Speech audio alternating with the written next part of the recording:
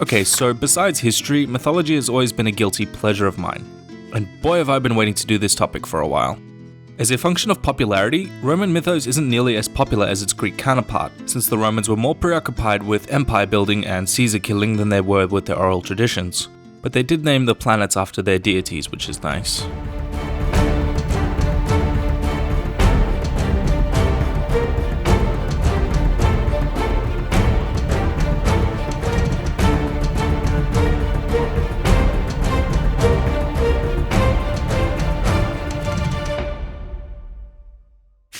Okay, so the Romans borrowed heavily from the Greek pantheons and also appropriated many of their homegrown deities into Greek equivalents. The Italian Peninsula had been in contact with the Greeks for centuries, and Greek colonies were spread throughout the Mediterranean, so this was somewhat inevitable. To get some of the bigger famous gods out of the way, the Roman pantheon corresponded mostly with the third Greek dynasty called the Olympians. Zeus, Hera, and Athena became Jupiter, Juno, and Minerva respectively, the three patron gods of Rome. Ares, Aphrodite, and Poseidon became Mars, Venus, and Neptune.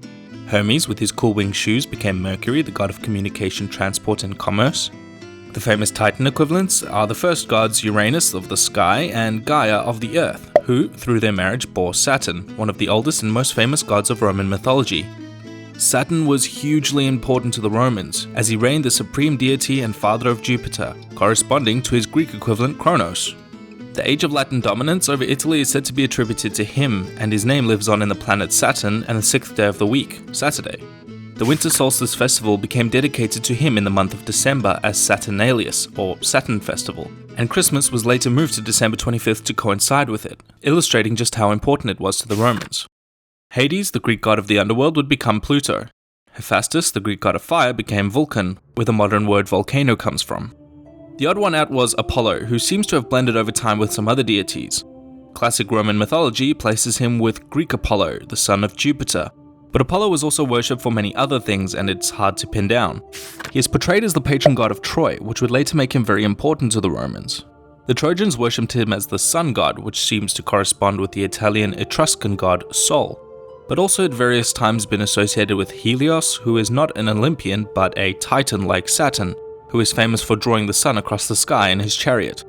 All these inconsistencies were hand-waved somewhat, as the customs, festivals, and worship mattered a lot more to the Italians than the myths or the stories. But don't take my word for it, I wasn't there. Of the stories, there are some good ones. Hercules was adopted from the Greek hero Hercules, the son of Zeus and a mortal woman. Hercules was an immensely influential character in Roman times, and his stories feature heavily. Besides the well-known 12 tasks, Hercules also has stories featuring him in the Roman Empire, such as killing Vulcan's son Casus, the fire-breathing giant, or when he visited Germany with some of the locals identifying him as Thor. Hercules is said to have visited a town on the southern shores of Gaul and chased away the gods that were terrifying the locals.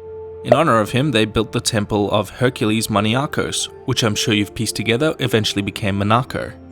Many of these stories were compiled into literature, the most famous of which was the Aeneid, an epic saga containing the founding myths of Rome. Virgil, the poet and writer, was commissioned by Caesar Augustus to write an epic poem about himself and his glorious life, to which Virgil said sure, and then immediately began work compiling a historical epic on the history of Rome, to stick it to Augustus, who he didn't like very much. Virgil compiled several stories and sources relating to Rome's history into one epic saga spanning 3 continents and many years, initially meaning to serve as a sequel to Homer's Iliad and Odyssey, but also heavily borrowing from both.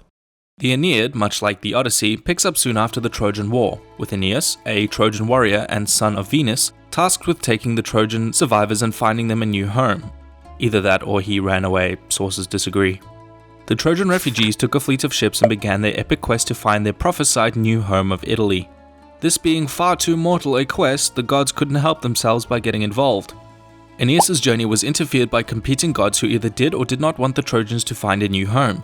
Juno, Jupiter's wife, or niece depending who you ask, was particularly ruthless in her attempt to stop Aeneas from getting to Italy, since it was foretold that his descendants would one day destroy and conquer Carthage, her all-time favorite city. Neptune, the god of the sea, helped the Trojan fleet by halting a storm sent by Juno, but not before it had blown them all the way to Libya. With some more divine intervention, eventually Aeneas made it to Carthage, where he stayed for 6 years, married the queen of Carthage, Dido, and generally became content, before a strongly worded suggestion from Jupiter via Mercury, who told Aeneas to get off his butt and start sailing again. The Trojans would quietly sneak off one night, and Aeneas would abandon his wife, angering her so much that she cursed Aeneas and vowed that Carthage will always be an enemy to his descendants.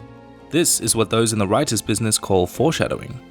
After a brief stop in Sicily, Aeneas finally arrives on the shore of Italy, and after a visit to the underworld, he learns of his destiny to become the father of the Roman Empire. So, no pressure. Hopping on his boat again, the Trojans settled the Italian kingdom of Latium and immediately started a war. Seriously, the rest of the book is just war between competing suitors to the Latin princess's hand. Tiberinus, god of the Tiber River and son of the Titan Oceanus, helped Aeneas in the war. He once again assured Aeneas that Italy was to be his home and that he should found a settlement and become father to the world's greatest empire. Aeneas then founded the city of Alba Longa in Latium and became its first king. His descendants would rule the city until the birth of the princess Rhea Silva. Rhea became pregnant with the sons of the Roman god Mars, eventually giving birth to twins she named Romulus and Remus. Their granduncle, the king of Elba, saw them as a threat to his rule and ordered them killed, whereupon they were thrown into the Tiber River to die. Tiberinus then rescued the twins, and a she-wolf found the boys and suckled them to keep them alive.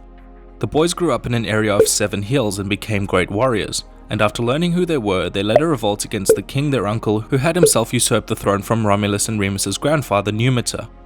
With Numitor back on the throne, the twins returned to the 7 hills they were raised on. A disagreement on where to settle down led to a fight between the two, and Romulus killed his brother. Romulus then created a settlement and named it after himself, Rome, and reigned as its first king.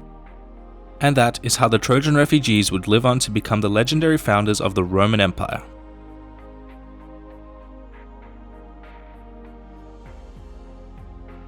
This video has once again been made possible with Skillshare. The first 500 to sign up with the link below can learn free for 2 months. If you're looking to start a new project, Skillshare is the best place to start.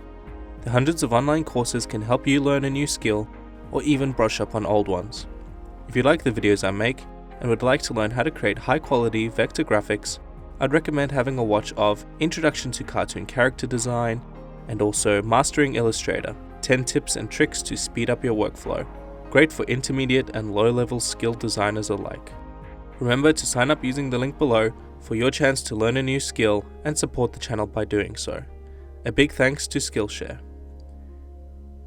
This video was voted on by my patrons. If you'd like to have your say on the channel, become a patron today. Until next time.